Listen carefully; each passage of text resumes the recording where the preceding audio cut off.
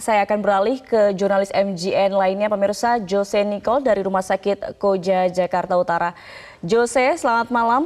Seperti apa situasi terkini di Rumah Sakit Koja dan berapa banyak korban yang dibawa ke Rumah Sakit Koja saat ini, Jose?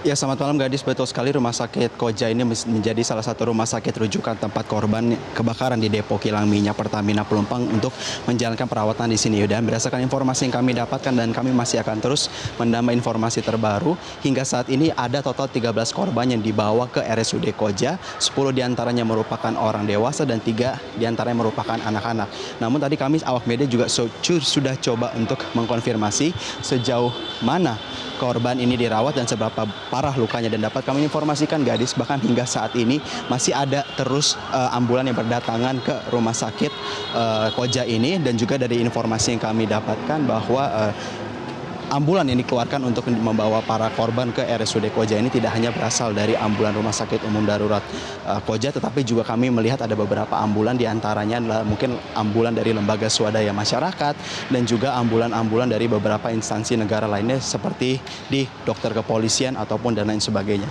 Dan untuk keseluruhan kasus ini Gadis, berdasarkan informasi yang kami dapatkan dan kami akan terus mengupdate-nya lagi, total ada 14 orang korban jiwa yang saat ini menjadi bagian dari korban kebakaran depo kilang minyak Pelumpang. Dan informasi lainnya dapat kami sampaikan Gadis, berdasarkan pendalaman yang kami lakukan dari aplikasi pengarah jalan dari titik tempat kejadian kebakaran menuju RSUD Koja ini memerlukan waktu di sekitar 16 hingga 20 menit. Namun tentu waktu ini akan menyesuaikan mengingat bahwa tingkat intensitas kemacetan dan juga ada beberapa jalan menuju Rumah Sakit Umum Darurat Koja ini ditutup, sehingga semua hal yang terkait dengan pengantaran korban dari rumah sakit dari titik kejadian kebakaran menuju rumah sakit ini masih harus menyesuaikan.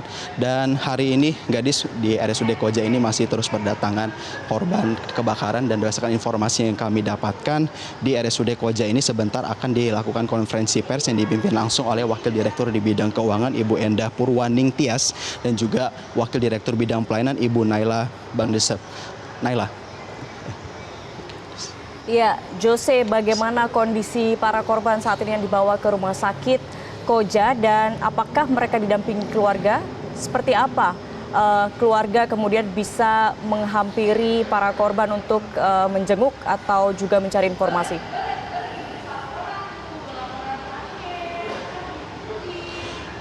Ya Gadis, berdasarkan pantauan kami hanya melihat korban yang diturunkan dari berbagai ambulans, baik itu dari pihak instansi pemerintah ataupun dari lembaga swadaya masyarakat. Hingga saat ini kami hanya melihat sejumlah keluarga, tapi tidak semua korban didampingi oleh keluarga. Namun sejauh kami melihat memang di dalam unit gawat darurat di Rumah Sakit Umum Darurat Koja ini ada beberapa orang dewasa yang menunggu, dan kami beranggapan bahwa hal tersebut para orang yang berada di dalam UGD tersebut ini merupakan pihak keluarga. Namun jumlahnya sangat terbatas sekali Gadis, mengingat bahwa prioritas dari penyelamatan ini merupakan mengantarkan korban ke RSUD Koja, dan juga apabila mungkin ada keluarga yang bisa mendampingi para korban untuk dibawa ke RSUD Koja ini dapat menunggu di UGD Rumah Sakit Umum Darurat Koja. Dan Gadis, terus dapat kami informasikan hingga saat ini masih ada terus berdatangan korban dari ambulans-ambulans yang datang kemari. Kami masih terus mendengar sirine-sirine ambulan, dan memang kami akan terus mengupdate Gadis terkait dengan jumlah korban yang dibawa kemari. Namun kami dapat informasikan kembali bahwa di RSUD Koja ini terdapat 13 orang korban, 10 diantaranya orang dewasa dan 3 diantaranya anak-anak. Kami belum dapat mengidentifikasi seberapa parah luka yang dialami oleh para korban, mengingat bahwa wilayah dari instansi gawat darurat ini merupakan area yang steril dan hanya diprioritaskan untuk korban dan juga keluarga korban yang berkesempatan untuk mengantarkan korban ke RSUD Koja. Gadis.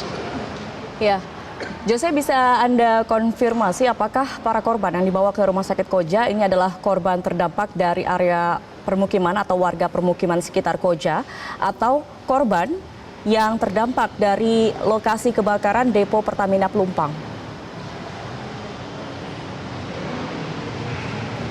Ya Gadis, terkait dengan hal tersebut kami masih menunggu konfirmasi lebih lanjut. Namun seperti yang kita tahu bahwa di wilayah sekitar depo kilang minyak Pertamina Pelumpang ini sangat dekat dengan pemukiman warga, bahkan di sekitar radius 1 km saja itu sudah merupakan tempat tempat warga bermukim. Dan juga kami sempat melakukan pendalaman kepada beberapa warga di sekitar menanyakan bagaimana kebakaran ini berdampak pada tempat mereka tinggal, dan mereka menyampaikan bahwa salah satu hal yang menyebabkan api cepat menyebar terutama merembet ke wilayah tempat tinggal korban ini diakibatkan oleh cuaca hujan tadi yang sempat disertai dengan angin yang cukup besar sehingga kobaran api bisa langsung dengan tiupan angin itu melebar hingga ke permukiman warga, dan tidak hanya radius 1 km gadis. Berdasarkan pantauan kami di sekitar sini memang di radius 100 hingga 500 meter pun di sekitar kilang minyak depo Pelumpang itu juga terdapat beberapa pemukiman warga yang berdasarkan pantauan dan juga video yang telah beredar di berbagai media juga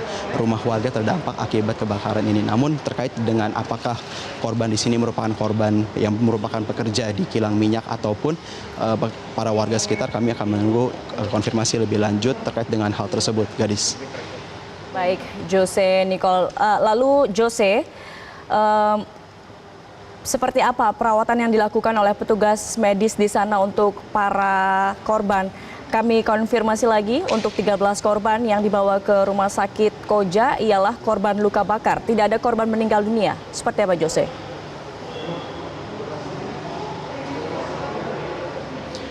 Ya gadis, hingga saat ini para korban yang dibawa ke RSUD Koja ini masih dalam penanganan intens oleh para perawat. Tapi hingga saat ini kami belum bisa mengkonfirmasi apakah sudah ada korban tewas. Namun hingga saat ini informasi terakhir yang kami dapatkan dari penjaga unit gawat darurat bahwa korban yang berada di sini merupakan korban yang masih berada dalam kondisi hidup dan belum tewas. Dan kami review kembali 10 diantaranya merupakan orang dewasa dan 3 diantaranya merupakan anak-anak, dan sudah dipastikan bahwa korban ini merupakan korban yang mengalami luka bakar akibat dari insiden tersebut, gadis. Baik, Jose Nicole, terima kasih atas laporan Anda. Kami akan kembali ke Anda beberapa saat lagi untuk mengetahui informasi terkini dari situasi di Rumah Sakit Koja.